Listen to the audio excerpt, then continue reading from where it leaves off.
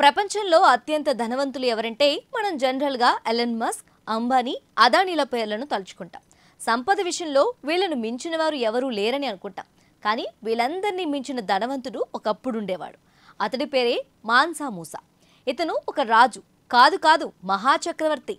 అంతేనా, మహాబలుడు. ఈ చక్రవర్తి bank balance గురించి తెలిస్తే కళ్ళు బైర్లు కమ్మాల్సిందే. ఆయన మొత్తం సంపద $400 మిలియన్. అంటే ఇది విశ్వ కుబేరుడుగా గుర్తింపు తెచ్చుకున్న ఎలన్ మస్క్ కన్నా దాదాపు 2 రెట్లు ఎక్కువ. మానవజాతి చరిత్రలోనే అంతటి సంపద కలిగిన మరో వ్యక్తి ఇప్పటి వరకు లేరు. ఖచ్చితమైన ఆధారాలేమీ లేవు, కానీ మాన్సా క్రీస్తు శకం 1280లో పుట్టినట్లు సమాచారం.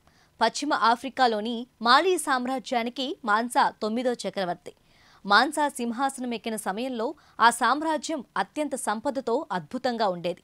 మనం చెప్పుకునే ఈజిప్ట్ల కంటే సంపన్నమైనది ఈ రాజ్యం. ఆ సామ్రాజ్యం ఉన్న ప్రదేశంలో ఇప్పుడు గినియా, సెనెగల్, మారిటానియా, గాంబియా, మాలీలు ఉన్నాయి. ప్రస్తుతం ఉన్న మాలీలోని టిబుక్టును కట్టింది మాన్సానే.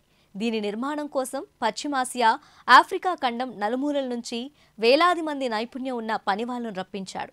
క్రీస్తు శకం 1312 నుంచి 1337 వరకు మాన్సా పాలనలో మాలీ పేరు ప్రఖ్యాతులు ప్రపంచానికి తెలిసాయి. మాన్సా సామ్రాజ్యంలో బంగారు, ఉప్పు గనులు ఎక్కువ.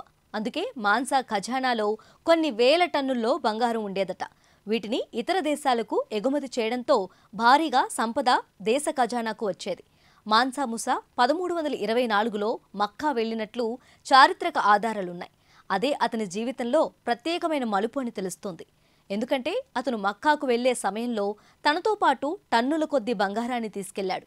ఆ యాత్రలో భాగంగా అతను కొన్ని రోజులు ఈజిప్ట్లో గడిపాడు. ఆ టైంలో అక్కడున్న వారికి మాన్సా బంగారాన్ని గిఫ్ట్గా ఇచ్చాడట. అంతే, ఆ దెబ్బకు ఒక్కసారిగా ప్రపంచంలోని బంగారం ధరలు ఢమాల్మని పడిపోయాయట. ఆ దెబ్బ నుంచి కోలుకోవడానికి దాదాపు 10 ఏళ్ల సమయం పట్టిందని సమాచారం.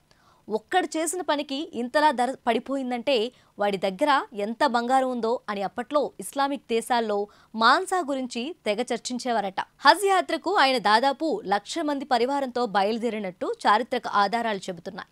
ప్రపంచంలోనే ఇంత ఖరీదైన యాత్ర ఇప్పటి వరకు ఎవరూ చేయలేదని సమాచారం.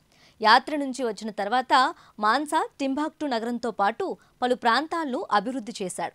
ఆ కాలంలో మాలీలోని పలు ప్రాంతాలు విద్యా కేంద్రాలుగా ఉండేవి. సుదూర తీరాల నుంచి వేలాది మంది విద్యార్థులు ఇక్కడకు వచ్చి మరీ చదువుకునేవారు. అపర కుబేరుడే కాదు, మాన్సా గొప్ప మనసున్న మనిషి. ఆయన చక్రవర్తిగా ఉన్నప్పుడు ఎన్నో ప్రజా ప్రయోజన కార్యక్రమాలు చేపట్టాడు. విద్యాభివృద్ధికి, శాస్త్ర సాంకేతిక పరిశోధనలకు కృషి చేశాడు. మూసా 1337లో కన్నుమూశాడు. ఆ తర్వాత వచ్చిన పాలకులు అసమర్థులు కావడంతో మూసా నిర్మించిన మహాసామ్రాజ్యం విచ్ఛిన్నమైంది. అలా ఆ కుబేరుడి కథ ముగిసింది.